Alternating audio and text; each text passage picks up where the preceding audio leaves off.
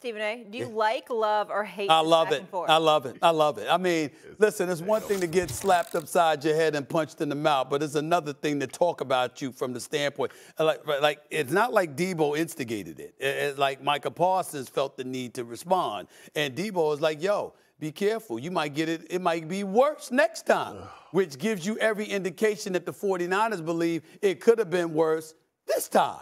They're not really concerned about the Dallas Cowboys. And here's the reason why. It really ain't because of the defense. It's because they know Dallas doesn't believe in its offense. They know the defense doesn't believe in its offense. They sense acrimony and dissension as it pertains to that. And they know that's not an issue that they have in San Francisco or Santa Clara, actually. The bottom line is that they believe in their quarterback. They believe in their running back. They believe in their receivers, and they damn sure believe in their coach. Now, on three levels, and really, we haven't really thought about this, but if you really dissect Dallas compared to San Francisco, there's questions about their quarterback, there's questions about Dallas's head coach, and there's questions about their running game. Christian McCaffrey's an MVP candidate. We know Tony Pollard's no scrub, but he ain't Christian McCaffrey. We know Dak Prescott, at least at this moment in time, ain't Brock Purdy, and we damn sure know Mike McCarthy ain't Kyle Shanahan. And so when you look at it from that perspective, that's what we're talking about here. That's what I see.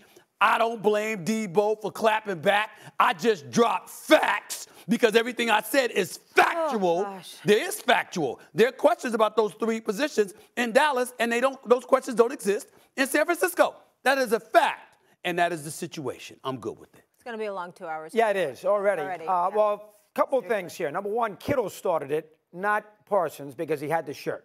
Okay. So Kittle started it. That's number one. Shirt. Parsons, let's handle him first. Okay. Pipe down, okay? You can't, when you've gotten destroyed by this team, 42-10, lost to him last year, lost to him home 2 years ago, can't stop the run, you can't say anything.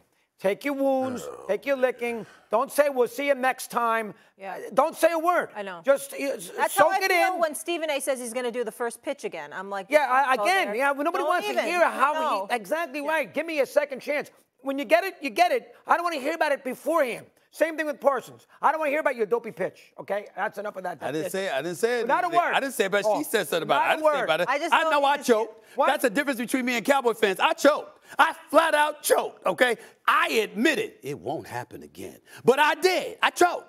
But the Dallas Cowboys have a hard time admitting things, and that's the difference. Well, again, San Francisco doesn't have 10 Super Bowl rings around here either. That's right. Let's not forget that. Right. I mean, the idea that San Francisco, They've got a few. Not this group. Okay. Kittle doesn't have one. Samuel doesn't have one. Shanahan doesn't have one. Shanahan was the offensive coordinator with Atlanta, who blew a 28-3 lead. I agree, but he got to the Super Bowl. All right, he didn't win. All right. They all get to the Super Bowl. They don't win the game. Except the Dallas Cowboys, who haven't been to the conference championship games in the last 20 years. They're wrong. But how about San Francisco? Okay. How about San Francisco calming down? Why give them motivation? Why give them bulletin board material? Why not? You won the game 42-10. Move on to the Browns. Don't be sitting there. And again, they didn't win last year.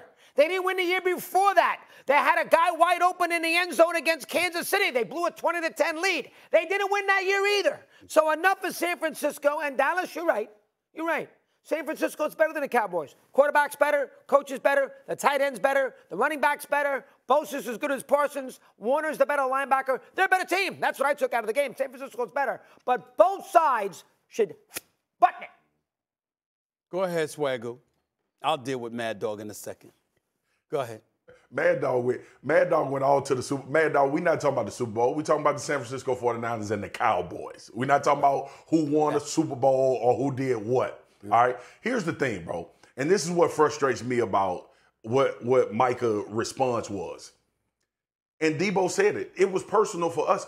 It should be more personal for the Dallas Cowboys. How do you go into this game without it being personal? After getting bounced out of the playoffs twice, you know what this game means for the psyche of your team. We talked about it all week, but I'm sure they did too. They acknowledged, Dak even acknowledged, leading up to the game, that this was the one that they had to get. They had to build some confidence against this particular team. Man, dog, we're not saying anything that they didn't say. So for you to go into the game thinking it wasn't personal, I don't know what you thought. You thought that we were just going to show up on a Sunday stroll and hopefully we win because we play well? No, this team has had your number. This team has sent you home. 2 years in a row from trying to get your goal accomplished, and you go into their stadium thinking that it ain't personal. It should have been personal. That's the most frustrating part. Like, I get it from a personal standpoint. If you talking about fighting or doing all that, I'm not talking about that. I'm talking about football. Like the games, the teams that you circle on your schedule and say, these are the ones that we need to get it done against. This is the game that we need to win. This is the team that sends us home in the playoffs. This is the team that has embarrassed us from a standpoint of how they played against us. What do we talk about with Dallas and San Francisco all the time? The difference in physicality. Yeah. And as a football player, that is what makes the games personal. Right. So for Micah not to have that understanding going into this game is really disappointing, let alone what he said. Like, you say what you say on your podcast, but you should have had that idea in your head before you played him. I agree, without question. I mean, I'm a little bit distracted right now because I'm looking at myself with this suit and tie. It's like, damn, I look good today. I really do. If I should These colors actually close today. I just got distracted a little bit right there. But let me get back focused, okay? Here's the deal. When you should watch Stephen A. watch himself on TV. I'm just saying, it's like you want to laugh. You got to see him. Why are you like this? Why are you like this, man? Why are you like this? It really is. Mad Dog, is Dak the Cowboys' weak link? Again, in this particular game, it's hard to say that Prescott's the reason why they lost. Was he good? No. Did he gain some first downs in the first 17 minutes of the game when that defense stunk? No. Do I trust him in a big spot? No.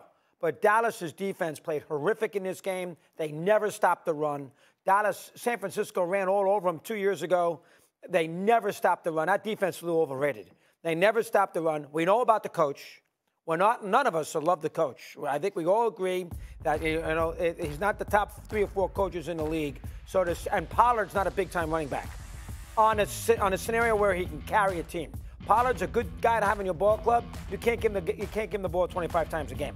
So to come out of this game, and what's Jerry supposed to say? Well, Cooper Rush is my answer. He has to say Prescott's his answer. But to say that the Cowboys' biggest issue is the quarterback is a little rough to take when they lose the game 42-10. They lose to Arizona and they don't stop anybody in that game. It's a little rough to pile on Prescott. So I think he's taking a little too much abuse as the Cowboy quarterback. Go ahead, Swagu.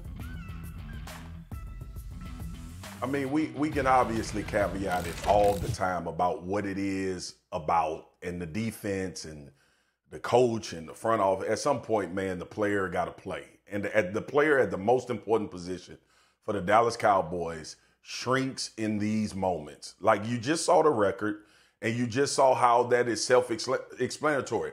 Mad Dog and Stephen A., let me ask you a question because that graphic is very telling. Most likely, who are you going to have to beat in order to win a Super Bowl or get to an NFC Championship? The number 1 teams in their division. That's usually who ends up there. And in these games, he doesn't show up. Now, can we point to play calling? Yes. Can we point to defense? Yes. This game was 21-7 for a long time when this offense didn't do anything. And you damn sure can't throw 3 interceptions and expect to win the game. Like, those are the things that we always have this conversation. And listen, I like Dak Prescott. I think Dak Prescott is a good quarterback. He's not to the level he needs to be when these type of games are on the schedule. That's a fact. Like, we have to stop talking about the defense and the play calling and we lauded Kellen Moore for being a great offensive play caller and scoring all of these points. They didn't against San Francisco. So did Kellen Moore play calling go out the window, or did Dak Prescott not play well? The common denominator is Dak in these games, man. We got to stop going all over the place. Your quarterback got to play well to beat the San Francisco 49ers. Well, I appreciate that soliloquy, and it's nothing to dispute. I just want to get a little bit more specific. And, Doggy, why don't you're always writing down stuff. Yeah, I'm writing it down. What do you want to write down? I want you to use this information for the show today, okay? Go ahead, let me hear it. Because one of the things that you slipped up with, Doggy, in expressing what you've expressed, you're very, very big on counting dollars and cents. Not just your own, but players. Do they live up? Oh, I love that. You love doing that. You're getting paid this much money for crying out loud. This is what you do. This is what you do, right? Well, let me throw some numbers back at you. Put Swagu up on the screen because I want to see his face when I say these things because it's very, very important. Swagu, put him up there. Thank you very much. Gosh, you're so bossy. Well, that's what bosses do. Anyway, the point that I'm trying to make is this, okay? Can I go home? Exit stage left. No, you can't leave. You're too valuable to the show. You have to stay. All right, Green Lantern, stay right there. Here's the deal, y'all. So, Dak Prescott, rookie deal, 2016 to 2019, dog. He started all 48 games. All 48 games, okay? Do you know only Tom Brady won more games than the 40 that Dak Prescott won at that time? Only Tom Brady won more games than Dak Prescott won from 2016 to 2019, okay? Okay, so we got to understand that only Drew Brees had more game-winning drives than Dak, because Dak had 14 game-winning drives in that period. Dak led all quarterbacks with 21 rush TDs. Let's remember that. He had 2 Pro Bowl selections and 1 playoff win.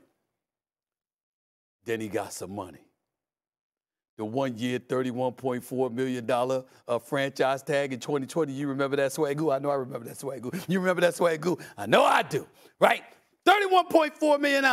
And then after that, it was 4 years, $160 million contract extension. $75 million the first year, $95 million over 2 years. Next thing you know, doggy, what happened? Brother missed 17 games. 17 games. He did break his ankle. So he's only 14 quarterback wins during this time. Not a single Pro Bowl appearance, only 1 playoff win, 43 turnovers in 38 regular season games, 33 interceptions, and 10 fumbles lost. Got a no-trade clause.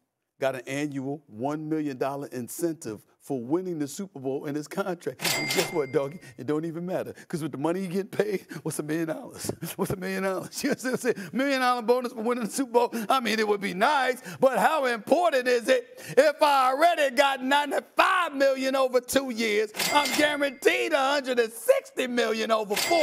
I think I'm doing just fine. All of these troubles that Dak Prescott has had is since he got the bag. Tell me that ain't great for Mad Dog Radio. I like that.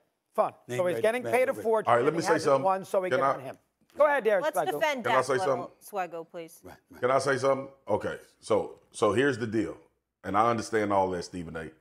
And I've told you this, and Mad Dog, you can agree, but I'm gonna give you facts. I'm not gonna give you how people feel. I'm gonna give you facts. With Dak Prescott, obviously, I just talked about who he is in these situations. Yeah. Now let me go to this Cowboy front office, because we talk about how good this defense has been. But I just want to give y'all some examples of quarterbacks that's gotten paid, teams that's been to the Super Bowl, and what they've done in order to solidify what they do on the offensive side of the ball.